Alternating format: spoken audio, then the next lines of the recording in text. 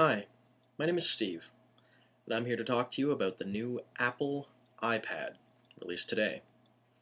First, I should mention, I'm nobody. I'm just some guy sitting on a really ugly couch. However, that's probably par for the course when it comes to most tech reviews on YouTube anyway, so. Now, a lot of people have had a lot of negative things to say about the iPad, from its design to its lack of completely original features, and probably above all else, the bezel. Well, I'd like to throw in my 2 cents, because really I think it all makes sense. Even the bezel. So, first of all, the features. Now, honestly, the iPad is pretty much exactly what I expected it to be personally. I don't really know what everyone else was hoping to see come out of this, but the fact is, it's not some magical supercomputer. Well, there goes magical again. I'm sure we've all heard that enough. But regardless, it's not a magical piece of hardware. It's an ultra portable.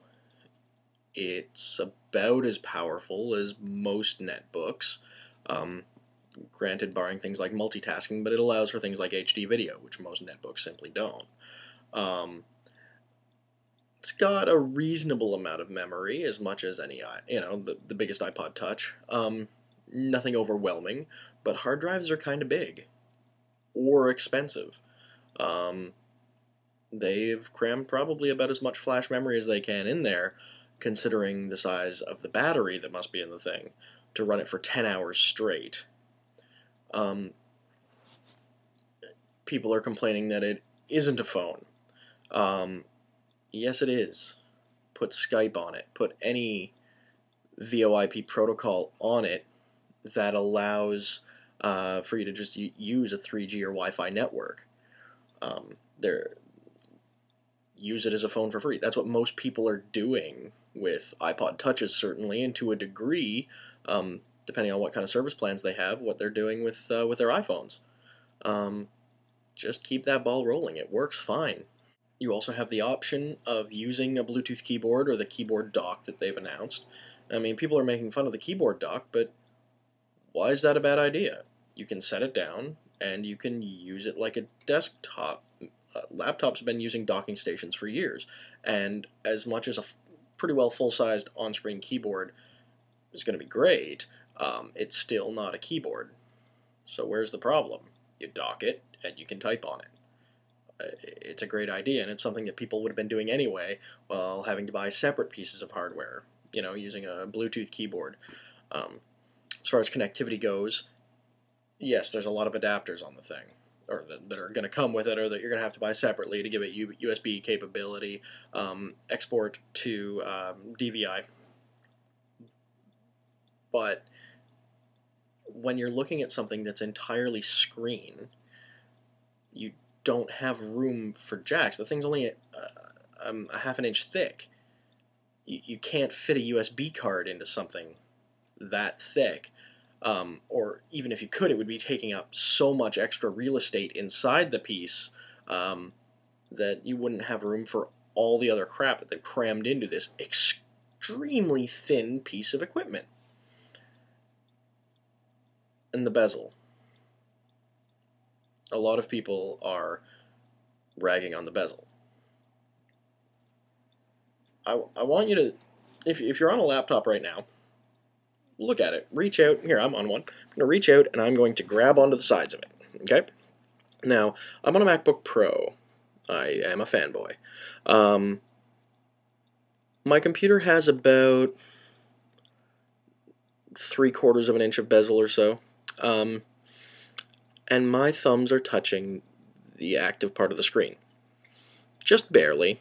But if I were to haphazardly grab onto something with a 3/4 of an inch bezel, then my thumbs would be on the active part of the screen.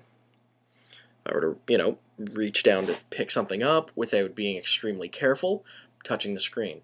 And yes, I get that it's a touch screen, but I don't want to be activating the touch screen every time I rearrange it or reach down for it or just shift my hands even a little bit. You need some meat on the sides to put your thumbs on. Otherwise, you're going to be sitting there trying to hold it like this all the time, just so that you're not accidentally effectively button mashing. It's the same reason that the whole front of your laptop isn't a touchpad. Sure, it would be great. Think you could do like 10-finger multi-touch swipes. Think of all the great things you could do with that, except for the fact that every time you moved or touched it or picked it up, you'd be hitting the touchpad. You need to be able to grab onto something. It needs to have a bezel. So it was either this, the black outline, or having a wraparound metal whatever that would end up making it substantially thicker than it already is. I've also seen people commenting on the fact that, oh, why is it $200 more than a Kindle? Are you friggin' serious? I mean, don't get me wrong, the Kindle's cool. Or was. Interesting idea, the whole ebook thing, taking a step back, whatever. And, oh, check it out, it can, run for like a week of constant use without a battery charge. So for any time that I find myself going to a desert island, say for example, or any other stupid hypothetical situation where I will not be around a power adapter of any kind, will not be around a 3G or Wi-Fi signal of any kind, don't feel like looking at things in color at all, don't feel like being able to run any kind of applications, programs, anything like that, anytime that I just really, really want to read a whole lot of books for a month, I'll bring a Kindle.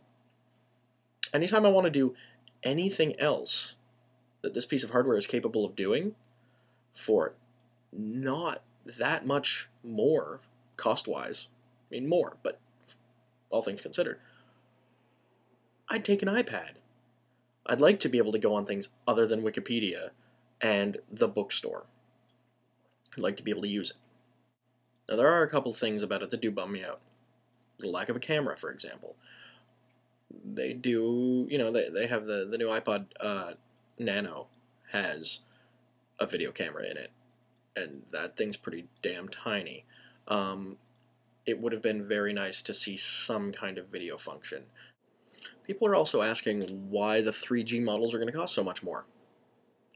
Why wouldn't they? A lot of people don't need 3G connectivity. Or they may live in an area that doesn't have 3G connectivity. Not everyone lives in large cities. For example, where I am right now, on the coast of Maine, there's nothing for 3G. Nothing anywhere near here. Someone lives in a smaller city in the country, a lot of countries around the world, they don't need it. They'd never use it. They're always around Wi-Fi hotspots, and they're never in places that have a 3G signal. As to why it's $130 more, it's because it can be. So why are they charging that much for 3G? It's because they can. People will pay it if they need it. But they can also strip the 3G functionality out and make the unit a lot more affordable. I'm seeing a lot of people calling the 16 gig version useless. Why is that useless?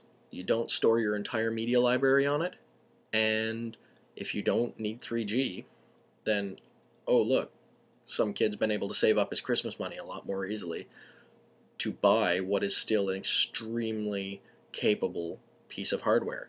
He can still put, like, weeks of music on it, an entire season of Dexter, and be browsing on it at home and be browsing on it when he gets to school, if they have a Wi-Fi signal, Still an extremely useful piece of hardware. The whole name thing, the iPad, sounding like feminine sanitary product. Grow up.